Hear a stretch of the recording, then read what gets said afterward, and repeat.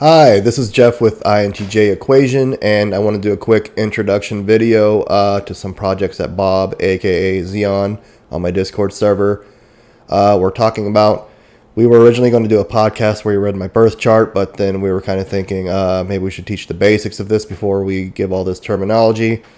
So I think it's going to be a very long project. I'm going to release in bite-sized chunks. So instead of doing the birth chart, what we did was we talked about the 12 signs individually. So I think I'm going to break those up into smaller videos so it's in digestible chunks. So we'll go ahead and get to the video. Today we're going to cover the first three signs in the zodiac. It's Aries, Taurus, and Gemini.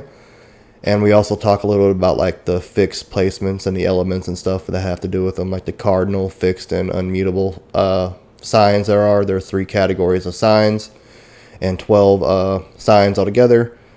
So we'll go ahead and go to the clips. Hi, this is Jeff with the INTJ equation, and today I am joined by Bob, the ENTJ. He's a third-time returning guest, so welcome back, Bob.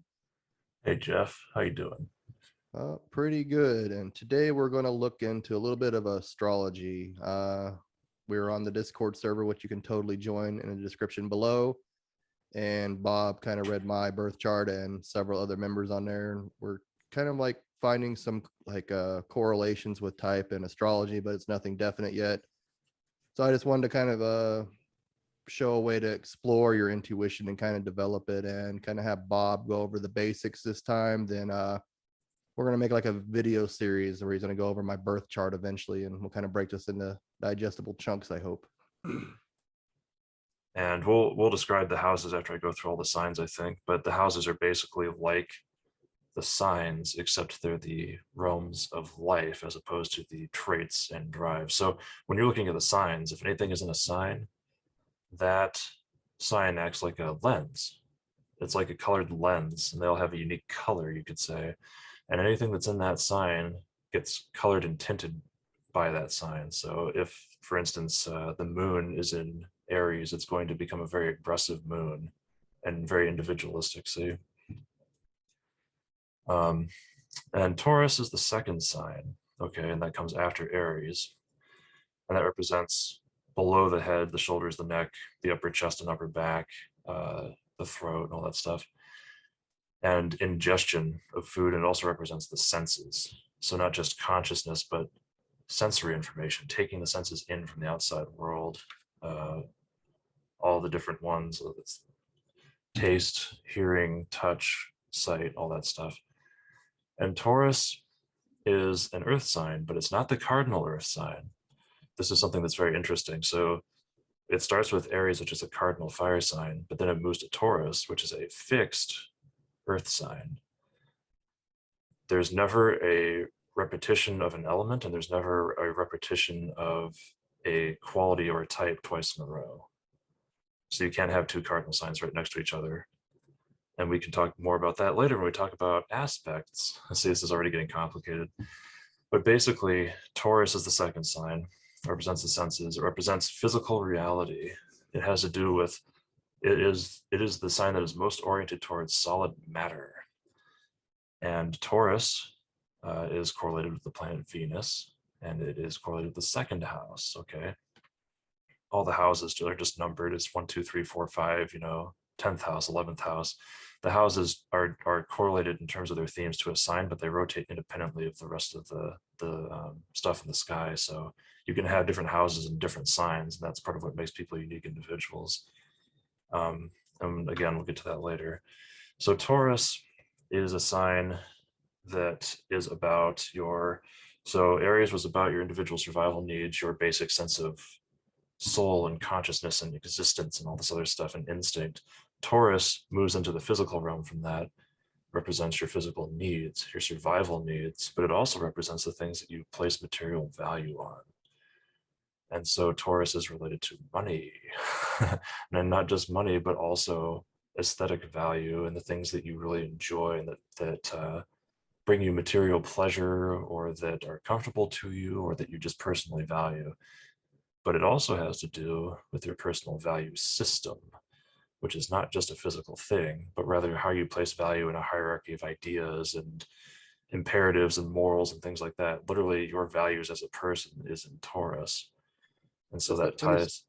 let me stop you there for real quick. I know in the Discord server we were talking about like Taurus, or not about Taurus necessarily, but in your chart and my chart that we kind of struggle making money, and that's kind of a stereotypical NTJ thing that we make money very well.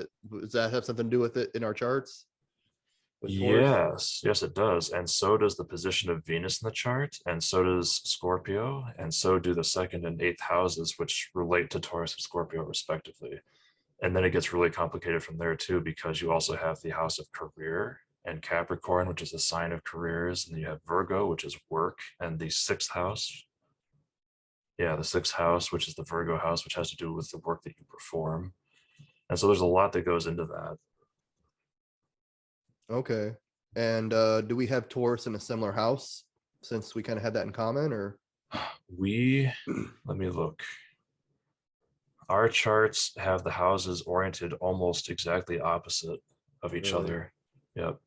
Yours is similar in a lot of ways to Lanferia's, though, with the house positions at least. Hmm. Your Taurus has the eighth house cusp in it, which is the Scorpionic house, which is the opposite themed house.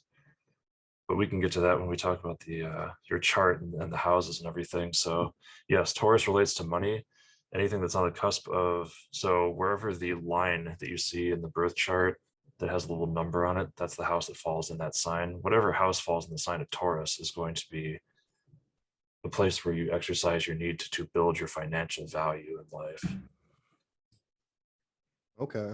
It's going to be governed by your sense of material value. It's not necessarily selfish, but Taurus dark side can be very greedy. See? Hmm.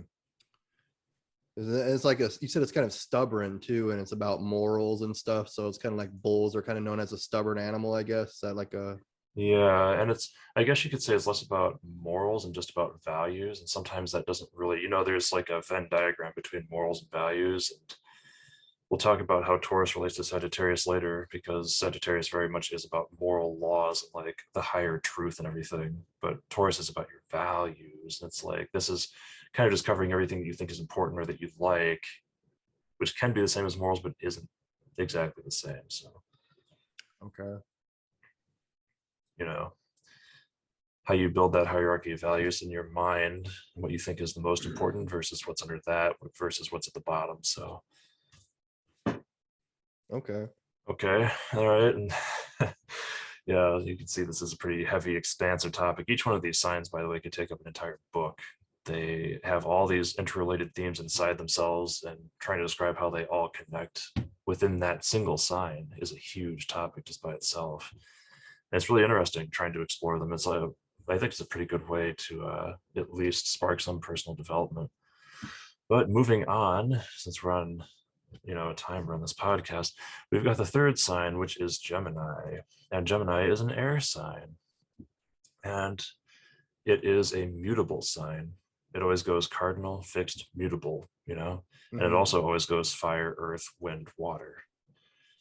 And so Gemini is the mutable air sign, and it has to do with your dexterity, your hands, your lungs, and it also has to do with your basic mental capabilities.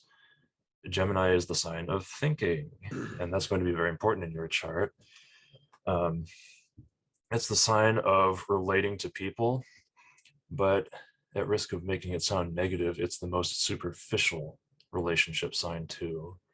And it's not necessarily because it's always a flake or it's always bad. It's just that its style of thought and communication has to do with lots and lots of different superficial relationships, because it's the sign of ideas and data. See, it wants lots and lots of different inputs because it's always learning. It's on the axis of learning along with Sagittarius. They're the two learning signs. And this one is the social learning sign rather than the existential one. And it is oriented towards teaching and writing as well, you know. So learning and teaching go hand in hand, and then of course writing and communicating. And Hmm. that's Gemini. Gemini is kind of also known as like the mischief maker of the zodiac in a lot of ways. Sagittarius can be, but Gemini I think is a bigger one. It's also kind of known as the sign of thieves because of that dexterity input and the fact that it thinks really quickly. It's very, very quick in terms of formulating thoughts and strategies and ways to do things. It's always kind of, it's inherently a kind of restless sign. You know, it's always floating around.